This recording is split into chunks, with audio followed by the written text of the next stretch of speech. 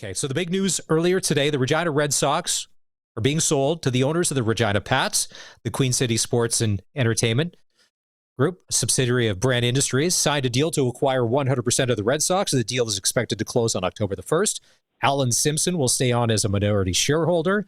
Team governor and current president Gary Brotzel will stay on in charge of baseball operations. And Gary joins us now on the Western Pizza guest hotline.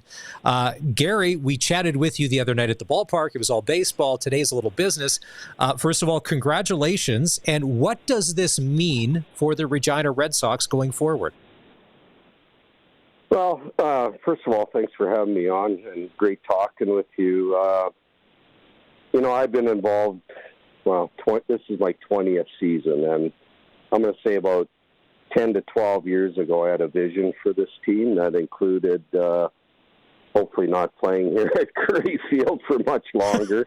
But beyond that, I had a vision of, running this team, more like a minor league baseball team and having more promotions. And, we do a fairly good job, but there's lots of room for improvement. So, this will allow me to tap into all the resources that the Pats can bring and their leadership there and their knowledge and expertise for running a very successful sports team for a long time. And, quite frankly, it's, we're running short of human resources here.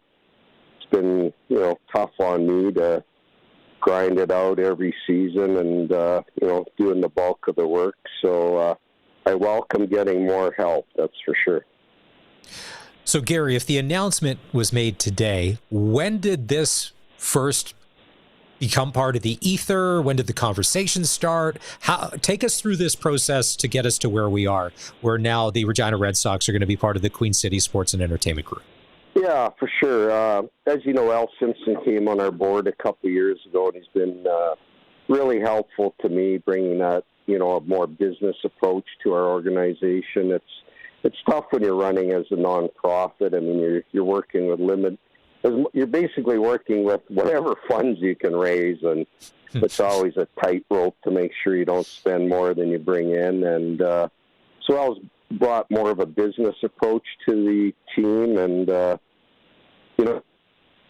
so going forward, I would say initial conversations probably started 2 years ago and kind of died off, and then Sean kind of reached out maybe 5 or 6 months ago to Al, and they've kind of been chatting back and forth, and we're able to work something out, and we're happy they did. The Sean you speak of, Sean Semple, Brand Industries, owner of the Regina Pats, and you'd mentioned what they're going to bring: human resources, stability, the marketing. They're doing it at an incredibly high level. And the WCBL, and we chatted about this the other day when Dave was live at Curry Field. The product is better. The league's in a really good spot. What has the reaction been from other teams or GMs or people that in your stratosphere since the announcement's been made? Yeah, and, let me be clear. This announcement still needs approval by the WCBL governors. I think we have a meeting coming up on June 22nd. I received lots of emails today from some of the governors around the league, and they're all very positive. So I don't think there's going to be an issue approving this deal.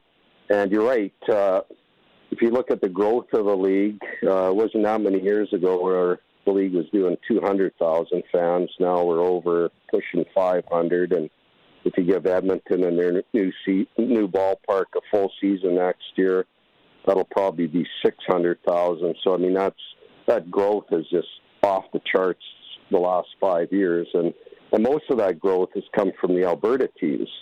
They're building new parks. That one at Sherwood, Spruce Grove is going to be open hopefully mid-July, partially open. It won't be totally finished, but they plan on playing some games there this summer. So Sylvan Lake, Oak Ridge, Medicine Hat, Fort McMurray all have great ballparks. They put on a great show, a great fan experience. That's always where I wanted to be. I've traveled to Okotoks for 20 years, and I go there and I come home, and it's like, yeah, I want to be like them. So hopefully we get there here in a few years.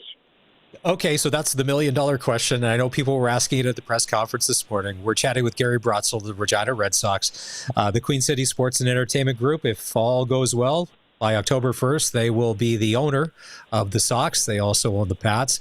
So the $1 million question, Gary, when is a new ballpark being built, and where will it be built? I can't answer that right now. There's going to be a report released next week that might shed more light to it. But, speaking for Al and Sean, Sean was very adamant today that, he's doing this not to make money necessarily. He's doing this to give back to the community. He said in his own words that the Red Sox have been around a long time, since 1913. He said that we deserve a better facility to play in, and he wants to be a part of that, be a part of that reality. So, I'm sure there's going to be some discussions here next little while, and hopefully once this report comes out next week, they can get together with the city and get some buy-in there and try to move something forward. Well, listen, we've had the mayor on the show before. We've had Mayor Chad on. If you need us to Barney and Sharky to do a little sweet talking, listen. Okay, so for a lot of people in this baseball world, and if they only know sort of Curry Field, or maybe they've been to Weyburn, stuff like that, you'd mentioned Okotoks, you'd mentioned Sherwood Park. So let's use like Okotoks or Fort McMurray. How big are those stadiums capacity-wise? Because they are like they're the tiny versions of major league ballparks. What is a capacity like if it was completely up to you and the checkbook's open, how big is that park? How many people does it hold? Like, what's the optimum stadium? Well, I'll use Okotoks for an example. They got a park that has a nice big concourse and lots of areas for patios where groups can sit and have steak sandwiches and beer, and just fantastic experience. I think Okotoks barely seats 3,000 maybe, but for the All-Star game, the average 5 a game roughly. For the All-Star game last year, I think there was 6,200 there. Wow. Sylvan Lake, about 2,000, sold out every game for 2 years since they opened that park. I think the new park in Spruce Grove will be closer to 3. Fort McMurray would be beautiful park, is 12 beautiful boxes, artificial turf. Probably can easily fit 3,000 there, maybe more.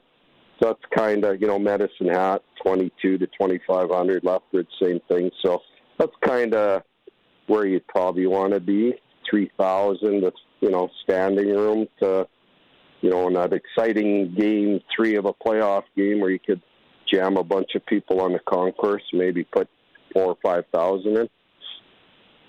Nice. Okay. Yeah. The one thing about these baseball stadiums, it truly is, if you build it, they will come. A lot of these places had less than facilities. The new facilities get built, and all of a sudden people just start showing up and packing the place. Because why? It's good.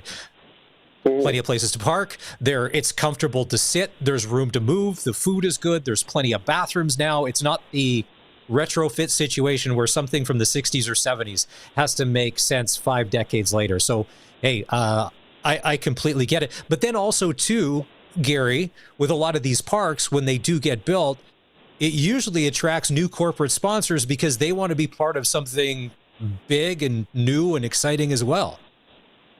Yeah, in today's world, it's all about the amount of eyeballs you get on your product, right? So the more people you have in the park, obviously your assets become more important. You're going to get a better corporate buy-in.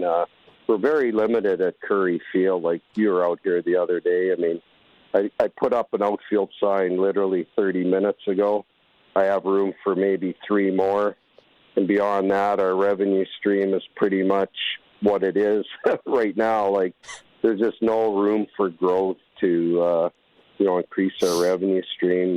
Maybe short of putting in a big scoreboard would definitely help. But yeah, we're kind of strapped here. And then as far as amenities go, I mean, we have maybe 300 semi-comfortable seats, and then you're sitting in bleachers that, you know, I'm not a old guy by any means, but if I sit for 3 innings on those, I get home, I can barely walk the next morning. So it's definitely not comfortable.